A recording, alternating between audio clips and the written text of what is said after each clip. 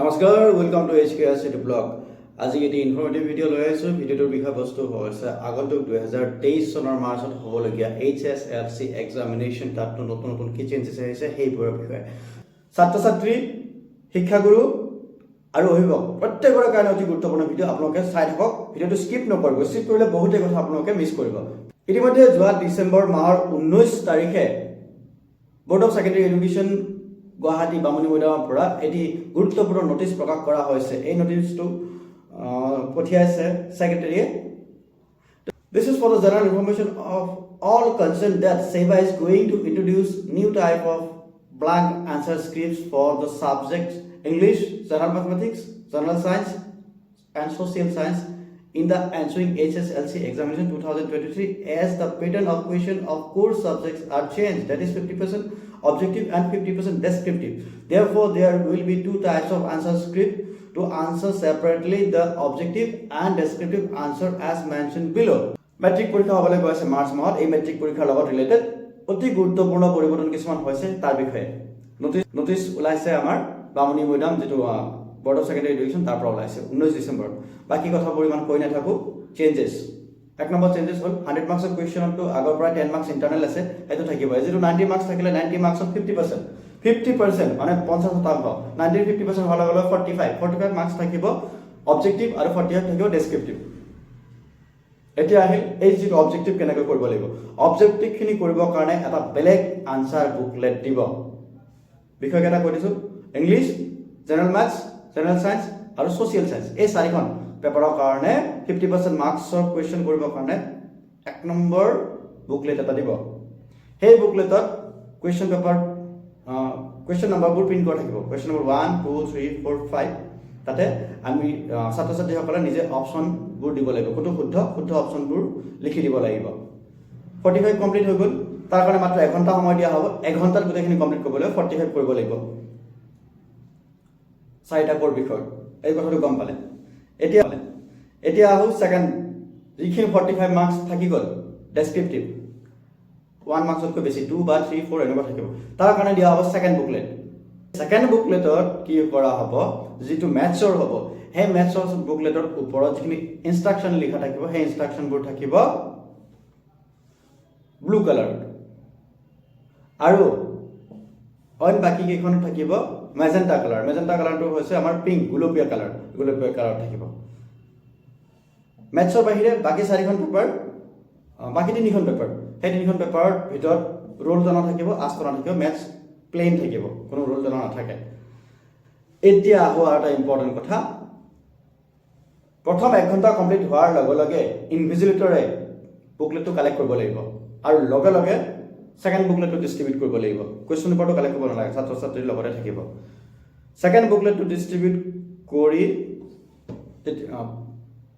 অপেক্ষা কৰিব লাগিব 2 ঘণ্টালৈকে 2 ঘণ্টা যেতিয়া সম্পূৰ্ণ হ'ব হোৱাৰ লগে সেকেন্ড বুকলেটটো কালেক্ট কৰিব লাগিব কালেক্ট কৰি প্ৰথম যিখিনি বুকলেট কালেক্ট কৰিছিল হেতু ষ্টুডেন্টৰ ৰোল নম্বৰ ওয়াইজ তেও মিলাব লাগিব কম্পাইল কৰিব লাগিব অলৰেডি কালেক্ট কৰি দিয়া ৰোল নম্বৰ 1 ৰ বুকলেট নম্বৰ 1 তাৰ লগত আহিব ৰোল নম্বৰ 1 ৰে বুকলেট নম্বৰ 2 মানে সেকেন্ড পেজটো বুলি ধৰিলা সেকেন্ড যেটো অপচন আছে হেতু আহিব দুটা একেলগে থ্ৰেডেৰে বান্ধিব লাগিব সুতাৰে বান্ধিব লাগিব হৈ গ'ল এজনৰ কমপ্লিট হৈ গ'ল ঠিক এনেদৰে বাকি গোটেই কেজনৰ কমপ্লিট কৰিব লাগিব আৰু অতি মনোযোগ দিব লাগিব শিক্ষকজনে যাতে কোনো ধৰণৰ ভুল নহয় ইয়াতে ভুল হোৱাৰ লগে কি হ'ব এজনৰ ভুল হোৱাৰ লগে দুজনৰ অসুবিধা হ'ব কাৰণ ৰোল নম্বৰ 1 ৰ কোৱেশ্চন আনসাৰ বুকলেটটো যদি ভাগ হৈ যায় পাৰ্ট হৈ যায় এইফালে বেলেগৰ লগত যাব নহয় গতিকে দুটাৰে ৰিজাল্ট খেলিমেলি হ'ব পাৰে কাৰোবাৰ হয়তো ভালো হৈ যাব পাৰে কাৰোবাৰ বেয়া হৈ যাব পাৰে গতিকে ইয়াতে শিক্ষক সম্পূৰ্ণৰূপে দায়ী হ'ব কিবা যদি ভুল হয় খেলিমেলি হয় গতিকে শিক্ষকজনে অতি গুৰুত্ব সহকাৰে অতি সাৱধানে এই কামখিনি কৰিব লাগিব যাতে কোনো ধৰণৰ ভুল ত্ৰুটি নহয় যেটো মাৰ্কছ দিয়া সিস্টেম ভিতৰত যেটো টিচাৰে মাৰ্কছ দিব সেই মাৰ্কছটো ওপৰত লিখিব লাগে সেই ওপৰত লিখাৰ যেটো অপচনবোৰ থাকিব স্পেচ যিখিনি থাকিব সেই স্পেচটো অকল question book answer booklet number 1 ত থাকিব ওপৰতো থাকিব গতিকে আমি এটো অতি ধ্যান দিব লাগিব পিছৰখনত নাথাকে বুকলেট নম্বৰ 2 নাথাকে আৰু বুকলেট নম্বৰ 1 সদায় ওপৰত থাকিব এইখিনি হৈছে কথা অতি সিম্পল আপোনালোকে বেছি ভয় খাব নালাগে অতি গুৰুত্বপূৰ্ণ অকমান আমি প্ৰেক্টিস কৰি থাকিলে আৰু সাহস ললে আমি কৰি থাকিম ইয়াতকৈ আমি টান কাম আমি কৰি থাকো গতিকে এটো কোনো ভয় কৰিব নালাগে চিন্তা কৰিব নালাগে জাস্ট আপোনালোকে ধৈৰ্য ৰাখিব, কোনো ধৰণৰ টেনশ্যন নল'ব, অতি সহজ। আৰু এটা কথা লগতে কোৱা হৈছে যে যিটো MIL আৰু ইলেক্টিভ যিটো পেপাৰ হ'ব, হিন্দীয়ে হওক বা অন্যান্য পেপাৰ হওক, সেইটো ছেইম 2022ত যি ধৰণৰ আনচাৰ বুকলেট আছিলে একেধৰণৰ বুকলেট ব্যৱহাৰ কৰা হ'ব। মেইন চেঞ্জেছ ক'ত আহিল? 4খন পেপাৰত আহিল, English, general maths, general science আৰু ছ'চিয়েল ছায়েন্স। তাতে থাকিব 50% মানে 45 মাৰ্কছৰ অবজেক্টিভ আৰু ডেছক্ৰিপটিভ দুখন কুৱেশ্যন পেপাৰ বুকলেট হ'ব, আৰু বাকী ছেম থাকিব, বাকী ইলেক্টিভ আৰু MIL। গতিকে একো চিন্তাৰ কাৰণ নাই,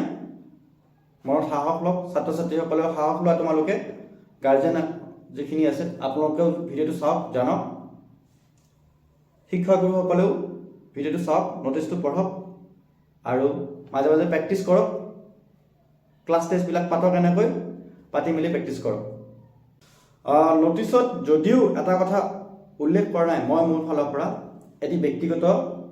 মতামত দিব বিচাৰিছোঁ, এইটো মোৰ ব্যক্তিগত বিষয়, আপোনালোকে যাতে কোনো দায় দোষ নধৰে। যদি 1 ঘণ্টা সমাপ্ত হোৱাৰ লগে লগে আমি কুৱেশ্যন যিখিনি আছিলে 1 ঘণ্টাত কৰিবলগীয়া, তাৰ যিখন আনচাৰ স্ক্ৰিপ্ট সেইখন যদি কালেক্ট কৰি আমি থৈ দিওঁ, আমি এটা কাম কৰিব পাৰোঁ, এটা থোৱা এৰিয়া আমি এটা বনাব পাৰোঁ, টেবুল, ডাঙৰ টেবুল বা আমাৰ ফ্ল'ৰত ওখ যদি ফ্ল'ৰ থাকে, তাতে আমি 1 2 3 4 5 6 এনেকৈ আমি যিকেইটা হ'ব ল'ৰা ছোৱালী সিহঁতৰ আমি থৈ দিব পাৰোঁ। থৈ মেলি যিখিনি 3 ঘণ্টাৰ পিছত কালেক্ট হ'ব সেইখিনি তাৰ লগত আমি 1 2 3 4 এনেকৈ তলে তলে যদি আমি মিলাই দিওঁ, সেইটো এটা অতি সহজ পদ্ধতি, তেনেকৈ কৰি দিব পাৰোঁ। তাৰপিছত আৰু এটা কৰিব পাৰোঁ, একেলগে 1ৰ পৰা 30 40 যিখিনি আছে একেলগে থৈ দিলোঁ, এইফালে আকৌ থৈ দিলোঁ, 1ৰ পৰা চিৰিয়েলি আগতে মিলাই ল'লোঁ। তাৰপিছত যেতিয়া আমি কম্পাইল কৰিম, এইফালৰ পৰা 1 ল'ম, এইফালৰ পৰা 1 ল'ম, হৈ গ'ল এটা কমপ্লিট। তাৰপিছত নেক্সট ৰোল নম্বৰ 2 ল'লোঁ, এইফালৰ পৰা ৰোল নম্বৰ 2 ল'লোঁ, হৈ গ'ল, সেইটো এটা ছিষ্টেম।